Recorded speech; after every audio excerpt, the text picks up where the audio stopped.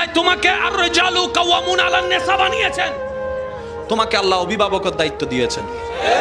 তুমি যখন ভাই তখন তুমি বোনের অভিভাবক, তুমি যখন বাবা তখন মেয়ে ছেলের অভিভাবক, তুমি যখন স্বামী তখন স্ত্রীর অভিভাবক, তোমার বাপ যখন থাকবে না তুমি ঘরের বড় ছেলে, তুমি ঘরের অভিভাবক। তো অভিভাবক তো প্রধানমন্ত্রী।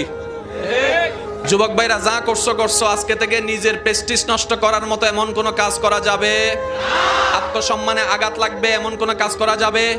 আজকে থেকে প্রত্যেকটা কাজ করার আগে মনে যাই চাক, মনে যাই বলুক, চিন্তায় যা আসুক, একটা প্রশ্ন নিজেকে করবা, আচ্ছা এই কাজটা করলে আমার আল্লাহ কি খুশি হবে, আমার নবী কি খুশি হবে? যদি অন্তর বলে আল্লাহ এবং নবী খুশি হবে, বাস চোখ বন্ধ করে করে ফেলো। আর যদি অন্তর বলে আল্লাহ নারাজ হবে, যতই যা বলুক করার দরকার।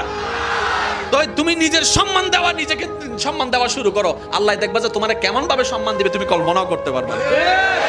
যে নিজের দাম নিজে বুঝে না, সমাজ